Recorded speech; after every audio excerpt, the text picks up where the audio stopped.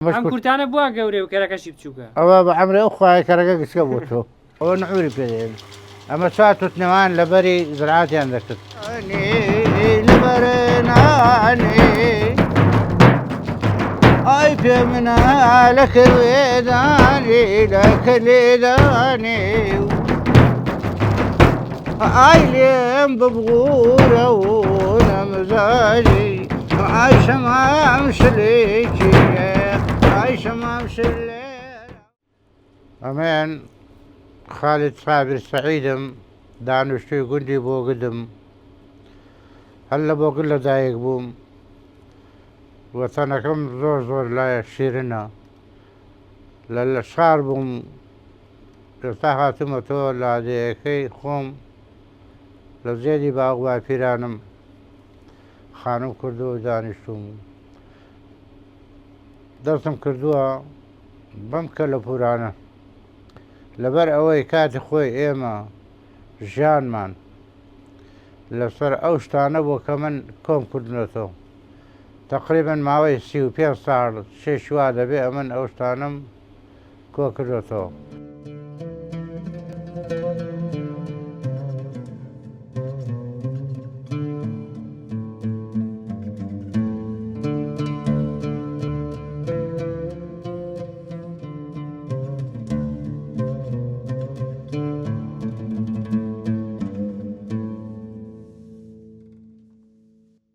جار ڕۆژ بە ڕۆژ زیاد دەکات لەم لاولۆلا دۆست و برادران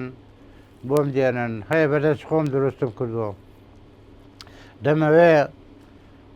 بۆنەوەکانی دوا ڕۆژمان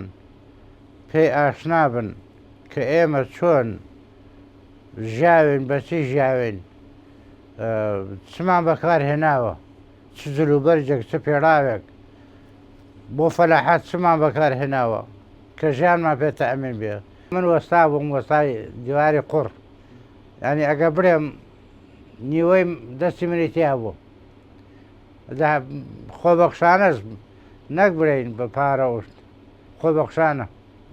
بەس نانەکەمان دەخوارد و دیوار وشتەکەمان دەکرد و یارمەتیدان هەبوو ئەو کاتێک بەس ئێستا نایە.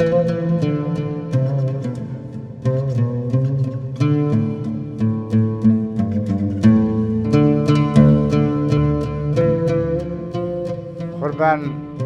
نەک یارمەتیدان لەوەیە هەر پێش خۆش نەبێت دەیەکان ئاوادان کرابێت هاوری بووی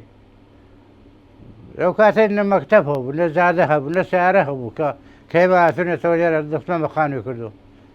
بەکەر و هێستر و شویا بەکارمان دێنە عوری پێدێن ئەمە چوار توتنەوان لەبەری زراعەتیان دەکرد وڵاقەکان بەدل دەکرد پاژنۆژێ و بەیانی دوو وڵاقی لەبەردن یعنی ئەمە سەرچاوی ئاوهێنان بوو بۆ زراعەت بەرە بیرێ ناوڕاستی عەرزەکەی کە خانوو دەکرا هەر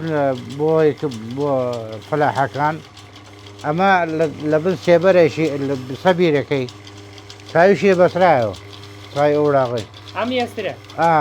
داوا ئاوی هەڵدەکێشا بۆ خواردنەوەی بوو بۆ زراعەتی بوو. ئەی ئەم کورتانە بووە گەورەی و کەرەکەشی بچووکە ئەوە بە ئەمرێ ئەو خوای کەرەکە گچکە بۆ تۆ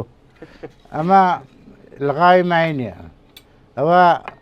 پێی سەرەکەوی ئەوە سنتراشە ئەوە سندوقی توتنە ئەو شانەیە بۆ خۆم دروستم کردوها.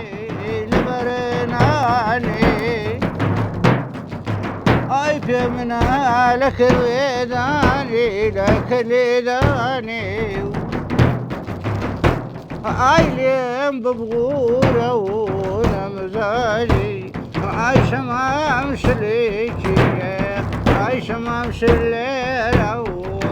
شلێرە و بریسکە جۆبە